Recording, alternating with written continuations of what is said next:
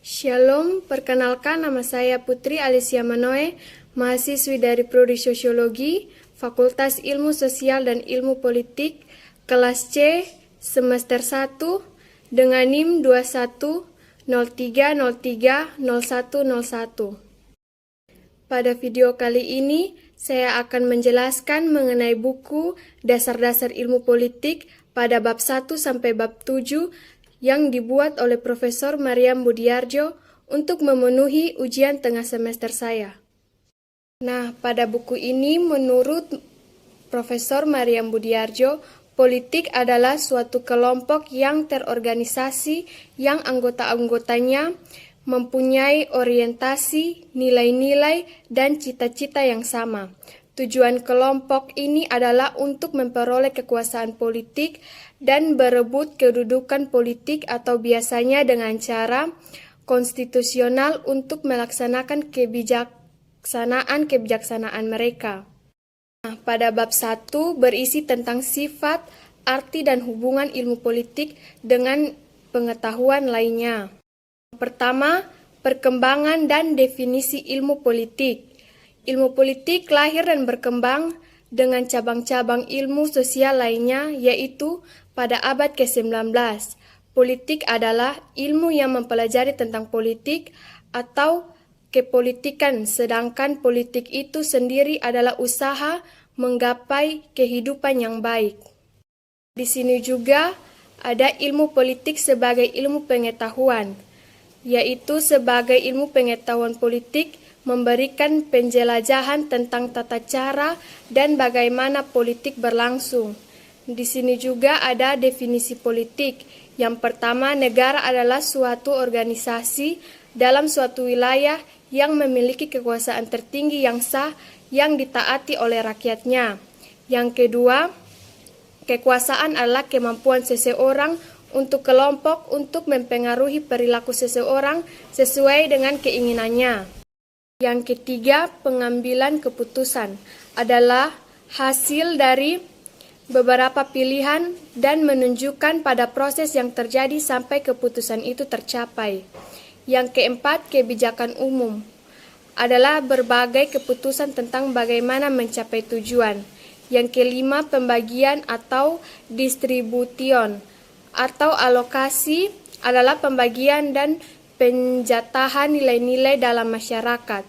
Nah, itu adalah 5 bagian dari tata cara dan bagaimana politik berlangsung. Nah, di sini juga ada hubungan ilmu politik dengan ilmu politik lainnya. Yang pertama, sosiologi, yang kedua, antropologi, yang ketiga, ilmu ekonomi, yang keempat psikologi sosial, yang kelima geografi, dan yang keenam ilmu hukum. Nah, di sini juga saya akan menjelaskan pada bab yang kedua tentang konsep-konsep politik. Yang pertama, teori politik. Teori adalah generalisasi yang abstrak mengenai beberapa fenomena. Yang kedua, masyarakat. Masyarakat adalah keseluruhan antara hubungan-hubungan antar manusia. Yang ketiga, negara. Negara adalah organisasi yang dalam suatu wilayah dapat memaksa kekuasaannya secara sah terhadap semua golongan kekuasaan lainnya dan menetapkan tujuan dari kehidupan bersama itu. Yang keempat, konsep kekuasaan. Kekuasaan adalah kemampuan seseorang untuk mempengaruhi suatu kelompok, untuk mempengaruhi perilaku seseorang atau kelompok lainnya sesuai dengan keinginan para pelaku. Saya juga akan menjelaskan pada bab yang ketiga, yaitu berbagai pendekatan dalam ilmu politik. Yang pertama, pengantar. Mengamati kegiatan politik dapat dilakukan dengan berbagai cara, tergantung perspektif atau kerangkai acuan yang kita pakai. Yang kedua, pendekatan. Ada 2, yaitu pendekatan legal dan institusional. Disebut juga pendekatan tradisional yang berkembang pada abad 19 sebelum Perang Dunia Kedua. Nah, pendekatan tradisional ini mencakup unsur legal maupun unsur institusional. Yang yaitu pendekatan perilaku. Salah satu pemikirannya adalah tidak ada gunanya membahas lembaga formal karena tidak banyak memberi informasi tentang proses politik sebenarnya. Di sini juga ada pendekatan neo-Marxis. Kebanyakan kalangan neo-Marxis berasal dari kalangan borjuis. Kebanyakan kalangan neo-Marx ini yang cendekiawan. Di satu pihak mereka menolak komunisme dari Uni Soviet, tetapi mereka juga tidak setuju dengan aspek dari masyarakat kapitalis dari mana mereka berada. Nah, di sini juga ada pendekatan pilihan rasional atau rational choice. Pendekatan ini mencanangkan bahwa mereka telah meningkatkan ilmu politik menjadi ilmu yang benar-benar skincare.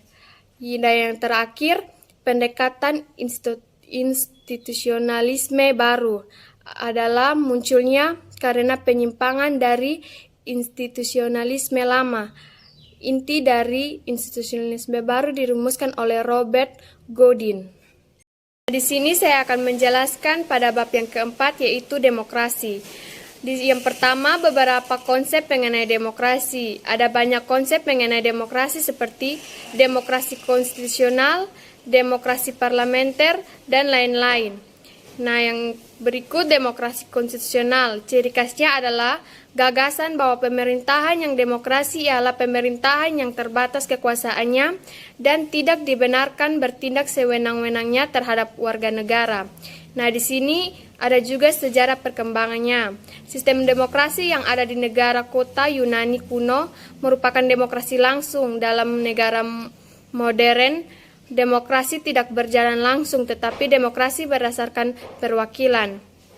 Nah, yang berikut demokrasi konstitusional pada abad ke-19, negara hukum klasik akibat dari keinginan untuk menyelenggarakan hak-hak politik secara efektif, maka timbulan cara untuk membatasi kekuasaan pemerintahan dengan suatu kelompok konstitusional. Nah, yang berikut demokrasi konstitusional pada abad ke-20, rule of law yang dinamis. Gagasan bahwa pemerintahan hanya sebagai penjaga malam, lambat laun berubah menjadi gagasan bahwa pemerintahan bertanggung jawab atas kesejahteraan rakyat dan karenanya harus mengatur kehidupan ekonomi dan sosial.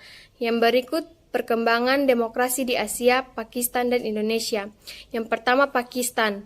Di sini pada tahun 1947 Pakistan terdiri atas dua bagian, yaitu Pakistan Barat dan Pakistan Timur.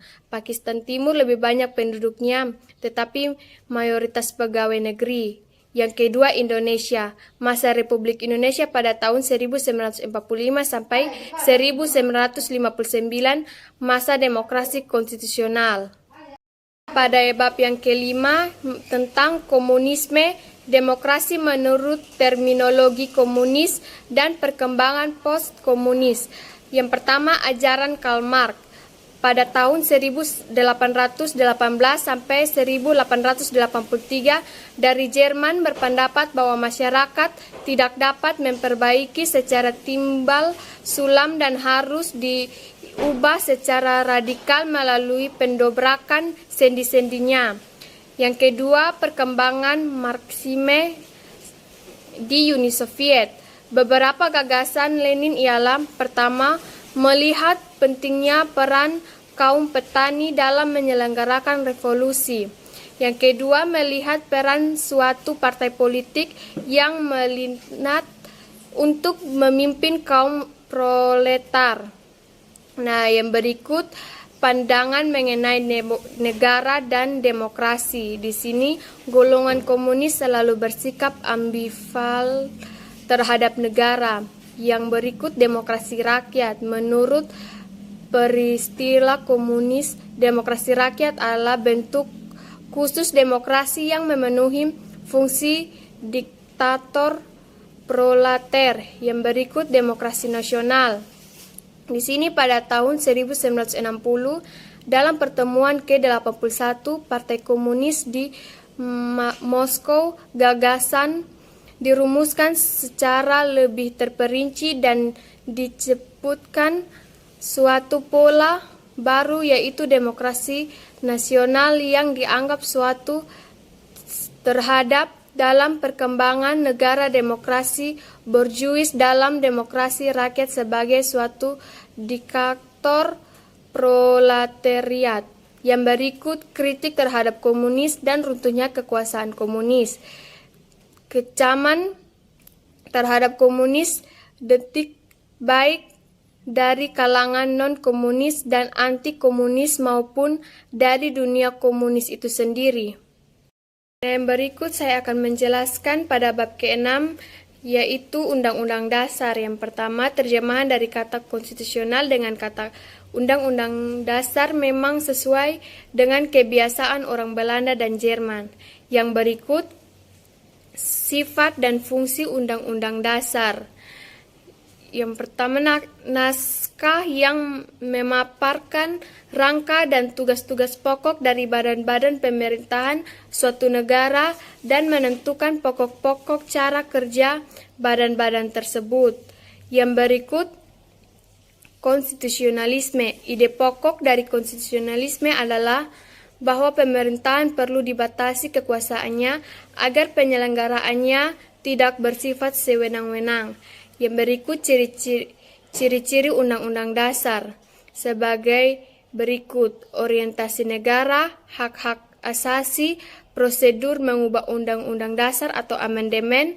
Yang berikut, ada kalanya memuat larangan untuk mengubah sifat tertentu dari Undang-Undang Dasar dan merupakan aturan hukum yang tertinggi yang mengikat semua warga negara dan lembaga negara tanpa terkecuali.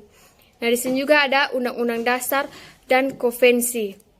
Konvensi adalah aturan perilaku kenegaraan yang didasarkan tidak pada undang-undang melainkan pada kebiasaan-kebiasaan ketatanegaraan dan presiden.